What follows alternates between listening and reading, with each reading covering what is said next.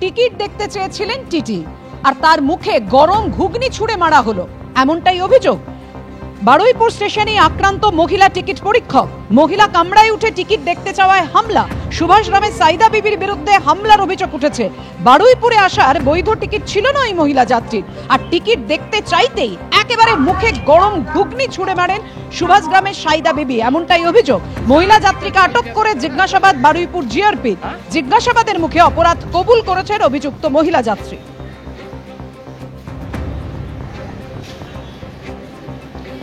मुंह पे घुगनी क्यों फेंका आपने? हाँ, भूल हो गया। उसका आग भी तो चल जा सकता है ना, जल जा। हाँ, সুদূর মহারাষ্ট্রের হাই প্রোফাইল সেক্স র্যাকেট চক্রে নাম জড়ালো বাংলার অভিনেত্রীর। যৌন ব্যবসা চালানোর অভিযোগে হাতে নাতে পাকড়াও করা হলো বাংলার এক অভিনেত্রীকে। নাম অনুষ্কা মণিমোহন দাস ওরফে মুন। ঘটনাস্থল থেকে উদ্ধার করা হয়েছে দুই তরুণীকেও। তারা দুজনেই হিন্দি ও বাংলা ধারাবাহিকে কাজ করেন। গ্ল্যামার, রঙিন ঝাঁ চকচকে দুনিয়া, রিয়েল মিলেমিশে একাকার। কিন্তু তার আড়ালেই কি লুকিয়ে সেক্স র্যাকেটের নিকষ অন্ধকার?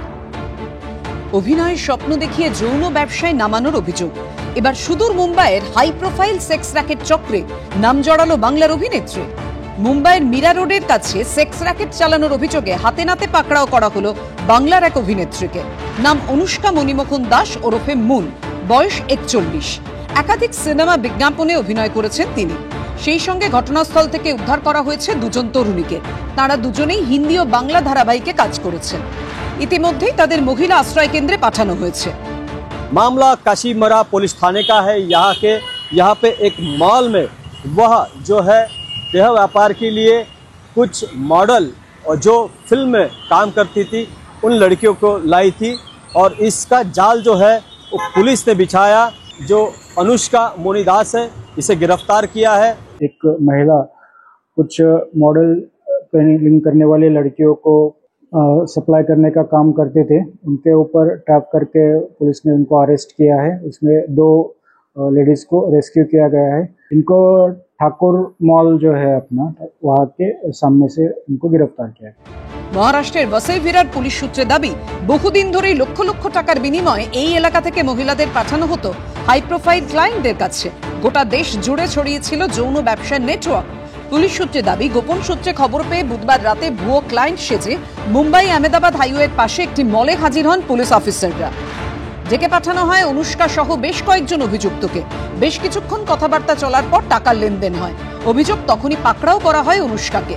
ধৃত অভিনেত্রীর বিরুদ্ধে মানব পাচার ও পিআইটিএ আইনে মামলা দায়ের করা হয়েছে। এবিপি আনন্দ।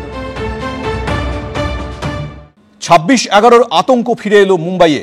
লস্করে জিহাদি নামে একটি অপরিচিত জঙ্গি সংগঠনের নাম করে নাশকতার হুমকি ফোন এলো মুম্বাই পুলিশের কাছে। মুম্বাই জুড়ে আঁটোসাঁটো করা হলো নিরাপত্তা। 400 কেজি বিস্ফোরক, 14 জন জঙ্গি, 34টি গাড়িতে ভাগে ভাগে রাখা RDX। বিস্ফোরণ ঘটলে মৃত্যু হতে পারে 1 কোটি মানুষের। মুম্বাই পুলিশের কাছে এলো এমনই ঘুম কেড়ে নেওয়া ফোন কল। আর এই হুমকি ফোনের জেরে বহু মুম্বাইকারের চোখের সামনে ভেসে উঠছে প্রায় 32 বছর আগের ব্ল্যাক ফ্রাইডের সেই ভয়ঙ্কর দিন, 1993 সালের 12ই মার্চ। মুম্বাই শহরের 13টি জায়গায় পর পর ভয়ঙ্কর বিস্ফোরণ ঘটে। সেই সিরিয়াল বিস্ফোরণে নিহত হন 257 জন, আহত 713 জন। সবে শেষ হয়েছে গণেশ চতুর্থী। এখনো উৎসবের মেজাজে রয়েছে গোটা মুম্বাই। গণেশ বিসর্জনে অংশ নিয়েছেন লক্ষ লক্ষ মানুষ। মুম্বাই পুলিশ সূত্রে খবর, এরই মধ্যে অনন্ত চতুর্দশীর দিন নাশকতার হুমকি দিয়ে পুলিশের কাছে একটি ফোন কল আসে। লস্করে জিহাদি নামের একটি অপরিচিত জঙ্গি সংগঠনের নামে হুমকি দেওয়া হয়। দাবি করা হয় 14 জন জঙ্গি ভারতে ঢুকে পড়েছে। তাদের কাছে মোট 400 কেজি RDX আছে। বিস্ফোরণ ঘটাতে এই বিপুল পরিমাণ বিস্ফোরক ব্যবহার করা হবে। বিস্ফোরণ ঘটলে তা 1 কোটি মানুষের প্রাণ কেড়ে নিতে পারে। ফোনের অপর প্রান্ত থেকে এও বলা হয় যে মোট 34টি গাড়িতে ভাগে ভাগে এই বিস্ফোরক রেখে দেওয়া হয়েছে। এরপরই মুম্বাই জুড়ে জারি করা হয় হাই অ্যালার্ট। শহরের বিভিন্ন বড় পার্কিং, বেসমেন্টে তন্ন তন্ন করে তল্লাশি চালায় পুলিশ। কোথাও কিছুই উদ্ধার হয়নি। পুলিশের অনুমান এই হুমকি ফোন সম্ভবত ভুয়ো, কিন্তু নিরাপত্তার স্বার্থে সব দিক খতিয়ে দেখছে মুম্বাই পুলিশ। এবিপি আনন্দ। দেবীপক্ষ শুরুর আগে আরও 2টি রুটে চালু হয়ে গেল এসি লোকাল। মেন লাইনে শিয়ালদা রানাঘাট এসি লোকাল পরিষেবা শুরু হয়েছে আগেই। এবার বনগাঁ শাখাও পেল নিজস্ব এসি লোকাল। নতুন রুট শিয়ালদা থেকে বনগাঁ হয়ে রানাঘাট। শিয়ালদা কৃষ্ণনগর এসি লোকালও চালু হলো এদিন। ভাদ্রের ভ্যাপসা গরমের মধ্যে ঠান্ডা ঠান্ডা কুল কুল জার্নি, তাও কিনা আবার বনগাঁ শাখায়।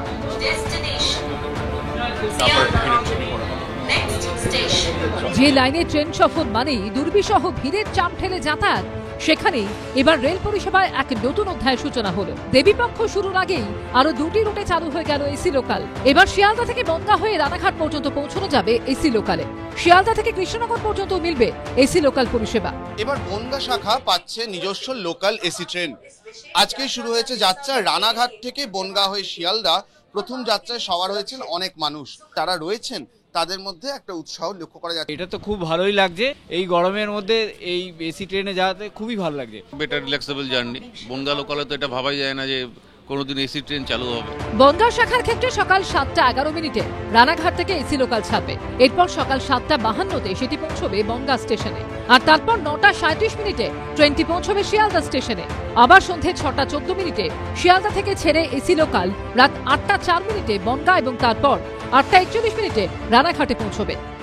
এই ধরনের ট্রেন থাকলে আমরা মানে বাচ্চা নিয়ে যখন যাই বাইরে তখন মানে কমফোর্টেবল হয়, বেশ আরামে যাওয়া যায়। লোকাল ট্রেনগুলোতে এতটাই ভিড় হয়, অনেক সময় সিটও পাওয়া যায় না, ঠিকমতো বসে যাওয়া যায় না। এটা সুবিধা, মানে এটা সাধারণ মানুষের পক্ষেও সুবিধা অনেকটাই। শিয়ালদা কৃষ্ণনগর রুটেও এসি লোকাল পরিষেবা চালু হয়েছে এদিন। সকাল 9:48 শিয়ালদা থেকে এসি লোকাল ছাড়বে, কৃষ্ণনগরে পৌঁছবে বেলা 12:07। অন্যদিকে দুপুর 1:30 কৃষ্ণনগর থেকে এসি লোকালটি ছেড়ে দুপুর 3:40 এসে পৌঁছবে শিয়ালদায়। रानाघाट से बनगांव, बनगांव से सियालदा जो है उसका बहुत ही अच्छा रिस्पॉन्स आया है। फीडबैक हमें मिला है कि लोगों ने उसको एक्सेप्ट किया है। लोग पूरी तरीके से कंफर्ट है उनको कि ये हमारी सुविधा है और दे आर रेडी टू पे। बस फैसिलिटी उनको हम प्रोवाइड करें। মেন লাইনে শিয়ালদা রানাঘাট এসি লোকাল পরিষেবা চালু হচ্ছে আগেই। এই নিয়ে মোট 3টি রুটে এসি লোকাল পরিষেবা চালু হলো। রানাঘাট শিয়ালদা যেটা চলছিল তা বাণিজ্যিকভাবে বিপুল সফল হয়েছে। আমরা আনন্দিত যে প্রচুর লোক রোজ সেই ট্রেনে যাতায়াত করছেন। সময়ের দাবি মেনে বনগাঁ লাইনেও এবার ট্রেন চালু হলো। লোকজনের স্বতঃস্ফূর্ত প্রতিক্রিয়ায় বলে দিচ্ছে তারা কতটা রোমাঞ্চিত এবং আনন্দিত।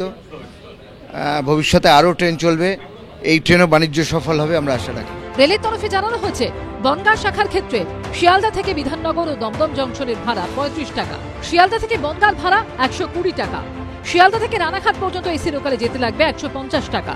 অন্যদিকে শিয়ালদা কৃষ্ণনগর রুটে শিয়ালদা থেকে ব্যারাকপুর পর্যন্ত এসি লোকালের ভাড়া 60 টাকা, শিয়ালদা থেকে নৈহাটি পর্যন্ত ভাড়া 90 টাকা, শিয়ালদা থেকে রানাঘাট পর্যন্ত যেতে 120 টাকা, আর শিয়ালদা থেকে কৃষ্ণনগর সিটি জংশন পর্যন্ত যেতে লাগবে 140 টাকা। অরিত্রিক ভট্টাচার্য রিপোর্ট, এবিপি আনন্দ, কলকাতা।